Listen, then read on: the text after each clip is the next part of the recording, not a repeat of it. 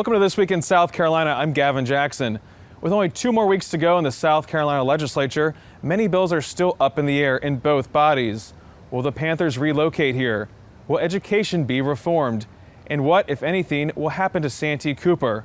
But one bill that has passed the House and recently the Senate is the state's $9 billion budget. Lawmakers have 6 working days left in the regular legislative session in Columbia. There haven't been many fireworks this session, with both the Republican-controlled House and Senate following similar tracks when it comes to top issues like education reform and the budget.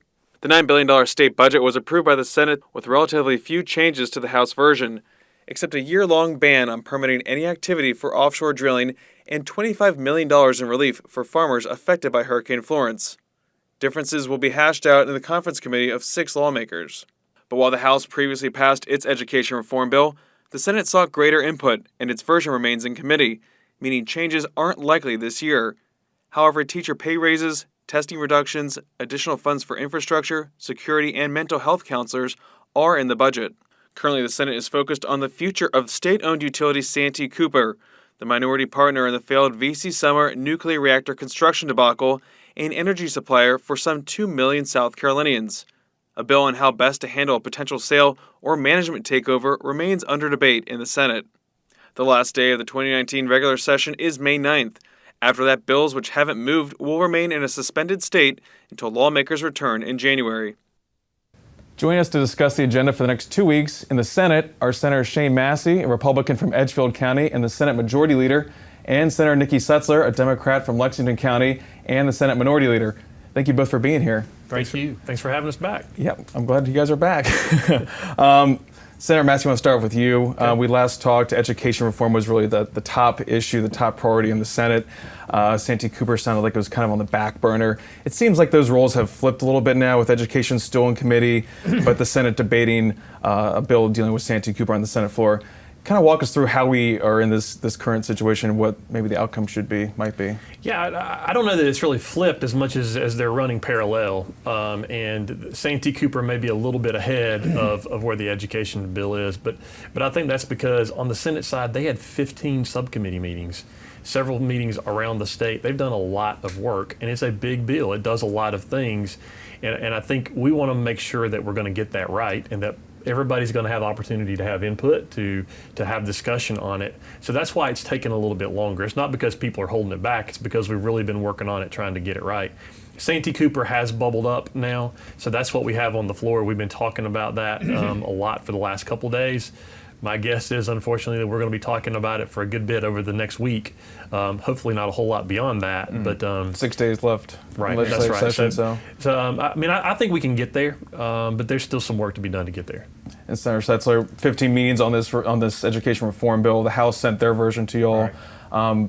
Is it going to be moving this session? Are we going to see it get to the Senate floor? I mean, is there even enough time for that to even happen? Well, it probably is not enough time for us to debate it and take it up on the Senate floor. The subcommittee has done a tremendous amount of work. The committee dealt with it this week. And frankly, the Senate Education Committee has made a major effort to have teacher input into it, which was one of the criticisms on the House side. And I think they've got the bill in pretty good shape, but it just was seen yesterday for the first time by the full committee. So the full committee's got to have time. You're talking about a 30, 40-page bill with some major issues in it that they need to review it before we start dealing with it. And just to kind of go over that bill right now as it stands, it has workforce readiness component that wants 60% of the citizens to have a post-secondary degree or industry credentials by 2030. 2 students on the State Board of Education, better strengthening Read to Succeed, reducing state testing, but getting rid of that 0 to 20 committee and also getting rid of the Student Bill of Rights. Is this a stronger bill than what we saw from the House, in your opinion? I think it's a stronger bill. I think it's a more focused bill. I think it's laser focused compared to being a shotgun approach. I think the big thing that still is out there, Gavin, that the General Assembly is going to have to grapple with is this whole issue of teacher shortage. And we've got 6,000 teachers that retired in the last year and a half that are sitting out there that we can't bring back because of this cap. And we've got to figure out a way to deal with being able to bring back retired teachers, because that's the quickest way for us to get qualified teachers back into the classroom. Sarah Massey, what are you hearing from your majority, your Republicans, on this bill as it stands right now?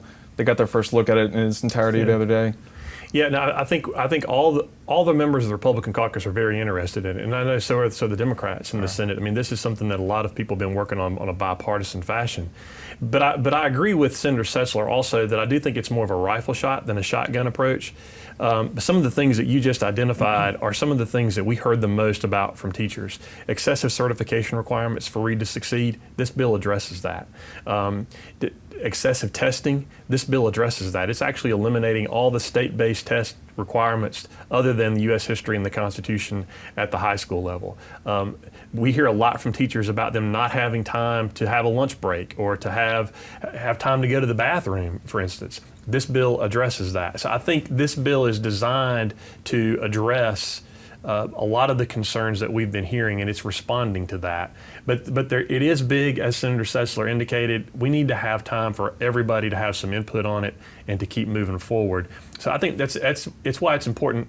We don't need to rush something just to say we've done something. We need to make sure we get this right because we don't have these opportunities very often. Yeah, and the increases in pay are taken care of in the budget. Right. So you don't have to pass the bill in order to get the pay increases when they're included in the budget. And kind of along those lines, there's also a proviso in the budget that the Senate added dealing with reducing testing as well. Correct. Some state tests. It seems like a little bit of maybe a piecemeal approach to maybe help kind of maybe stymie any protests because we're expecting to see teachers march on the State House on May 1st. I mean, do you think that maybe their patience is wearing thin and they've kind of been back and forth on this bill so long, and then for it to maybe not go all the way through this year, they might start losing patience? It may be a result of the process because a bill of this magnitude would normally take 2 legislative sessions to deal with. Again, the pay raise is in the appropriations bill, so that's taken care of. I think that's a frustration which is justified with how much teachers are required to do that are not teaching, how much paperwork they have to do, how much testing they have to do, how much bus duty they have to do, having no free time during the day. These folks do it because they're dedicated. They want to be teachers, and I think they want to be appreciated for the job that they do. And Sarah Massey, do you know of any internal issues that some lawmakers might have on the bill as it stands right now? Any consternation? Well, I think, look, there's a lot in it, so that means there are going to be things that you like and things that you don't like. So there are going to be senators who have questions about different things. But I think what we've really got to do is ensure that everybody has the opportunity to express those things, and then we can discuss it. Because if you don't do that at the committee level, it's going to happen on the floor, and it's much more of a problem when that happens on the floor. So we just need to make sure that everybody's in a comfortable spot, and then we can have a real focused debate about it. But we're just not quite to that point yet. Mm-hmm. And Senator Setzler, kind of switching gears to Santee Cooper. Earlier you said that you were worried that Santee Cooper, you said you hope that Santee Cooper would not take all the air out of this session. We have 6 working days, 7 working days left. Now it looks like it is kind of, at least for these few days, taking some air out of the debate on the Senate floor, what can be done on the Senate floor. Are you worried that it's going to bottleneck the rest of the session at this point? Well, it could bottleneck the rest of the session, but clearly it is of an issue of the magnitude that we have to address prior to leaving here. This is a multi-billion-dollar issue that we're dealing with that affects every citizen of this state, and we've got a responsibility to deal with it. And I think that's what leadership is trying to do, is put it on the floor, have a valid and open debate on it, and come to a conclusion of what we think is in the best interest of the people of South Carolina and move forward. And then we'll negotiate whatever we need to in a conference committee with the House. So is that could be something that maybe is done after we get out of session then at this point? If it's could be in a conference committee, it sounds like that could be something done. Yeah, I think that's where in the past. I think likely, but it kind of depends on what kind of progress we make. One of the things I've learned about Senator Setzler is he's actually pretty good about predicting the future. And so when he said several months ago this could take the air out of the session, he was right about that. But look, I hope it doesn't take the rest of the session dealing with it. But this is so important of an issue. It affects all of South Carolina, not just Santee Cooper customers. This affects all of us because all of us own it. If it does take the rest of the session, this is important enough to justify doing that on. But I'm hopeful that we're going to get an agreement on something moving forward before that so that we'll have some time to work on some other issues as well. But this is a really important issue. I mean, it affects everybody. And Sarah Massey, can you elaborate about just kind of what is going on the Senate floor right now, this bill and what it does and its status in terms of how it's kind of priority right now? Sure, right. So the resolution that's on the floor right now would actually direct the Department of Administration to do some work, to hire some experts to do some work to get us more information. So, and I think what we're looking at, hopefully, is we'll get to a spot where we'll ask the Department of Administration, because we trust them, we trust the director, to hire the experts that are necessary to give us some bids on companies that want to buy Santee Cooper and what the details of those purchase agreements might look like, but also give us some information on companies that might want to manage Santee Cooper and what the details of that might look like. When we get that information back, then senators will have enough information that we can debate the pros, the cons, and then we can make a final decision. But what we're hearing consistently is that a lot of senators still believe they don't have enough information to make a final decision. And I think that's reasonable considering where we are. I mean, look, Senator Setzler and I have been dealing with this. We've been living with it for almost 2 years. Yeah. And we understand those same questions. So what we're trying to do is to get this in a position where we can ask some experts to give us information that will allow us then to make a decision. Yeah, and then we would debate it again, because it would come back if there's a proposed sale or a proposed management agreement under what we're debating now. It would then come back to the General Assembly after the experts tell us, this is what we recommend, this is what we think is best in the interest of the people of South Carolina. The General Assembly, the House and the Senate would both debate that, and if they by affirmative vote agree, then it would be sold or managed, whichever one of the two is chosen. Is there any preference at this point in terms of maybe what you know of right now in terms of what's better, selling or managing Santee Cooper? No, I mean, I think, look, we have tried very hard to stay open-minded on this, and I think especially in our roles of co-chairing the different committees that have dealt with it, we thought we've had an obligation to stay as open on it as we could, rather than being advocates one way or another. Now, at some point, we're going to have to take a position, and we recognize that, and I think we're prepared to do it. But look, I'm open-minded on, when I get the information back, is it better for the customers, for the state as a whole, if we sell it, or if we manage it, or there's another option, and that is we keep it and we reform it. But I think we've got to consider all those things and then make the best decision that you can. And I'm open, I'm willing to listen on all those things. And Senator Massey, you said on the Senate floor the other day, you were given a pretty detailed explanation about how we got here with, VC Summer and the SCANA and Westinghouse and all those factors that played into it. And then you said there's almost no good outcome. We got to figure it out. We got to figure out the least bad option. Yeah. And it's kind of a bleak take, but I mean, I'm guessing that's kind of where we are right now. I mean, there's most damned if you do, damned if you don't for some of these options. Yeah, no, I mean, I really do believe that that's the reality. And I think on something this important, this big, you've got to be straight with people. Right? I mean, we had this issue with SCANA as well. I don't think you can make people believe that there's a rosy outcome, because that's just not the reality. You just got to be straight with people and tell them, look, this is what we're facing. Look, there is no scenario in which people are not going to have to pay some part of that debt. Right? There's $3.2 billion at Santee Cooper, a Santee Cooper share, $3.2 billion left of debt for VC Summer. Now they've got about $4 billion of other debt, so there's a significant amount of debt there. What we heard yesterday, we were reminded they're about 75% indebted. I mean, they're heavily indebted. That's a big issue that we've got to deal with. But I think we've got to be straight with people and let them know that there are going to be bad things that happen, whether we do nothing or if we do something. What we've got to figure out is, how do we harm customers the least? How do we harm taxpayers the least? Because there's going to be harm. You're going to be paying for something that you're not going to get. And I think that's just the reality. How do we minimize that impact as much as we can? That's got to be our goal. And this is different from SCANA in that there you were dealing with investor-owned utilities in the private sector. This is an asset that is owned by the state. This is an entity that operates as a part of the state of South Carolina. And we've got to make a decision. It is our best interest for it to continue to be managed and owned by the state, or should it be sold? And if you sell it, you certainly don't want to sell it at a fire sale, because that is detrimental to the citizens of this state. And that's the other question you got to deal with. And then, how much do you want one company to be in charge of providing power throughout South Carolina? That becomes an issue, big time. That is a big issue. What you don't want to do, like right now, we're pretty much split, right? I mean, you've got mean, it's roughly a third with Duke Power in the upstate and then the PD some, and then you've got the co-ops in Santee Cooper, and then now you have Dominion. It's a little bit different, but it's basically split into thirds. What you don't want to do is to give one company so much of that pie that then they become so powerful of a political animal that there's no way that we can do anything related to energy. I mean, there's a lot of parts to this puzzle, and it makes it even more difficult. Which would be interesting. Go ahead, Senator. Well, I was going to say, as I said yesterday on the floor, the other part of this is the Senate is a very deliberative body.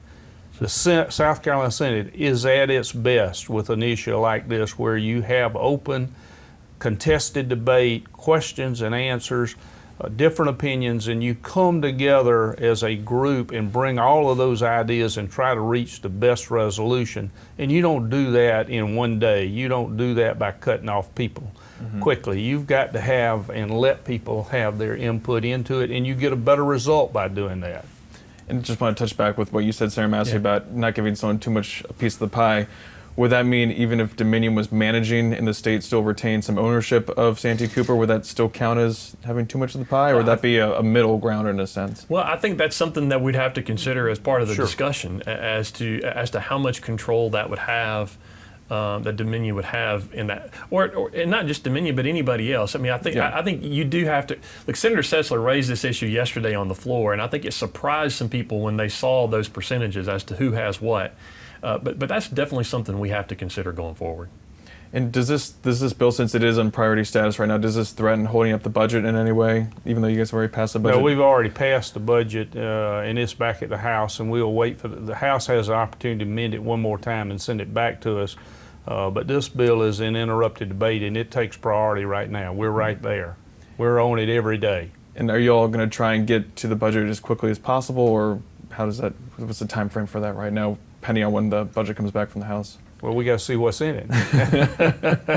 Yeah, but we're going to pass a budget. Yeah, we'll pass a budget. I mean, I don't have much concern about that. The Senate is not, like, I voted against the budget. There are things that I don't like in it, but we're going to pass a budget, and I don't think there's any question about that. And Senator Setzler, just to really tap into your crystal ball really quick, since we are talking about the possibility of Department of Administration coming up with a list of potential bids or scenarios for Santee Cooper, would that mean that there could be a possibility of coming back in the fall to deal with those, or would that be something, in the off session, I should say, or would that be something you would do in next year? Yeah, I think realistically that is a possibility. Regretfully, I don't think any of us want to come back, but if Department of Administration goes through that process and receives bids, if they can do it before January and they come back, I certainly believe the General Assembly will come back. Part of what drives that, and I said this yesterday, I don't believe Santee Cooper can nor should continue to operate as they are. There has to be a change in Santee Cooper, either management, sale, or reform.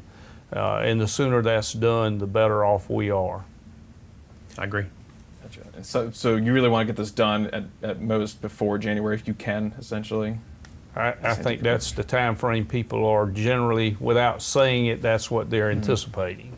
But the first part of it is we've got to pass a resolution now to determine what that pathway is, what the process is going to be. We need to get that done before we leave on May 9th. Because then that would allow the Department of Administration, if that's the entity we send it to, it gives them the time to operate, and then we can figure out when to come back. But we've got to get this pathway determined before May 9th. Switching to the budget, the $9 billion budget seemed to move through the Senate pretty easily. Move through the House, it seemed pretty easily too. Everyone, again, going back to that theme of unity that we talked about last time you all were on the show. Not too many differences. There's some changes in how much money would be going towards certain funds to help school districts in high poverty areas get some infrastructure in place. It seems like some of the big differences there. $25 million to help farmers who lost crops during the flooding from Hurricane Florence, and a little bit of a bonus for state employees making under $70,000. So it seems like this is kind of like an education-heavy budget, and then also a lot of pay raises are in this budget too. Is that, I guess, areas that you all saw that needed to be funded that probably hadn't been funded in some time? I think that's correct, and I think the priorities of the House and the Senate are in alignment generally in that regards, in that they both felt like teachers needed to have a pay raise, and that was significant. You needed to start the teacher salaries of incoming teachers, first-year teachers, should be raised, and that's done. I think the big difference in the education part is that the Senate recognized that what the House had done, they had not included any more money in the Education Finance Act and the base student costs. We put $15 million there, which was not enough, but at least it helps, because when you don't put money on that line, those districts are absorbing that cost. Well, they've got to pass that cost on to the citizens of that district, and that's what we don't want to see. And we also saw a proviso added to the budget, besides the one talking about education and testing, but one dealing with offshore drilling. Is this just because we didn't have enough time to get to maybe dealing with, offshore drilling, the bigger issue, and it's easier to maybe get provisos in the budget, which just last a year in terms of trying to maybe get the ball rolling for next year? And this proviso dealing with that would just deal with infrastructure on the coast that would support any offshore drilling or offshore exploration off the coast. Yeah, I mean, look, I think there is a significant amount of concern along the coast that because of actions at the national level, you could be exposing the coast to some of the dangers associated with that. Now, there's concern inland as well, but I think the coastal folks are especially concerned about that, and they wanted to make sure that there were some protections in place just in case, in order to give people more time to debate the merits pro or con on the issue at large. And they were persuasive in convincing the rest of the Senate that we needed to move in that direction. But you're right. I mean, all it's doing, it's a one-year temporary thing, but to give a pause to make sure that nothing happens before we have time to act. Well, and I think it goes a step further. Senator Campson from Charleston was a sponsor of that, and I was a co-sponsor with him. And at the press conference, I think it's putting the General Assembly on record as being opposed to offshore drilling and this infrastructure on the coast before we have an opportunity to debate it. I think you're exactly right. It sends the message now that we stand against this on the coast of South Carolina. It's too important of an issue not to be on record before we go out of session. And that's something the governor's been against as well. And speaking of the governor, we do have about 5 minutes left, but the governor did come out earlier this year talking about trying to attract the Panthers and their practice facilities headquarters to the the Rock Hill area, South Carolina potentially.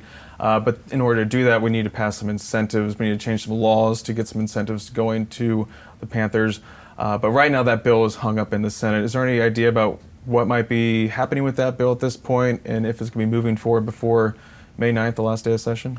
So I feel like there's a very good opportunity to have it discussed, to have it debated. Once we finish with the Santee Cooper resolution, I think there will be an opportunity for it to come up. Now, whether it passes or not, I can't tell you about that. I don't have a good enough idea. But I do think, I'm hopeful it'll be discussed. I mean, I think it ought to be discussed. Now, I don't support it, but I think it's worthy of having the conversation on the Senate floor, and I'm hopeful we'll get there before we adjourn. Senator, can you elaborate maybe on why you don't support it, maybe why some others are having some heartburn with it? Because we do see these economic development deals kind of go through often, and they almost seem rubber stamped, but this one seems a little more having some more issue. But what we're talking about now is much different than other economic development projects that we've seen, right? I mean, there have been very few economic development projects that actually require the General Assembly to change the law to do those incentives. Now, we saw that happen with Boeing, right? But look at the impact of Boeing. We saw that happen with Amazon, which Senator Setzler was very involved in, but the impact from Amazon, which first of all was temporary, it was for a limited period of time, but the impact has been statewide. We not only have the facility now in Lexington County, you've got them pretty active in Spartanburg County as well. There have been larger impacts. Most of the economic development projects, the overwhelming majority of them that we have, Commerce deals with on their own, and we don't have to change the law. And so I think that is one of the concerns here about doing that. And then you've got some of the specifics in there about money that they're going to spend on infrastructure interchanges up there, and which is a little bit of a bitter pill for some other folks who've been struggling with infrastructure issues around the state. So, I mean, I think you're going to hear all that in the discussion about it. Yeah, I think a couple of things, and Senator Harpootlian has been on the forefront of that issue, is the cost, what it was going to cost the state, the impact initially was very low, and then all of a sudden it went up. And I don't know anybody's gotten a good explanation of why it went from one number very low to one number that was significantly higher. Secondly, you got tax credits there, and there's a question of how much those tax credits end up being. And third, as Senator Massey says, all of a sudden we're going to build an interchange, and where is that money coming from, and what impact does it have on other areas of the state that may need roads, interchanges, etc. So I think that's the kind of questions that you're going to have come up. Well, we have to kind of leave it here, but there's going to be a lot to finish out the rest of the session with 6 days left, but it almost seems like we're going to have more to deal with when we come back in January, because the House is debating the fetal heartbeat abortion bill that will likely make its way over to the Senate. So that will be on your plate next year, and then you also, whatever's going on with Santee Cooper, education, and then education funding formula will be changed next year too at some point perhaps. So a lot going on top of the fact that it's an election year for you guys. So there's always something else to do. yeah, so it seems like you'll have plenty to do next year. But any final thoughts on maybe what we might expect these last few days? Will we? I think it's all about Santee Cooper for the next week to 10 days in the Senate, trying to resolve that issue and send a joint resolution to the House so that we can deal with that this year. I agree. I think that's the main focus. Gotcha. Thanks to Senator Massey and Senator Setzler for being here today. And thank you for joining us. Also, check out the South Carolina Lead, a political podcast that can be found on your podcast app on any mobile device. Each week, I recap the weekly political news with reporters who cover it. From the Kennedy Greenhouse Studio on the campus of the University of South Carolina, I'm Gavin Jackson.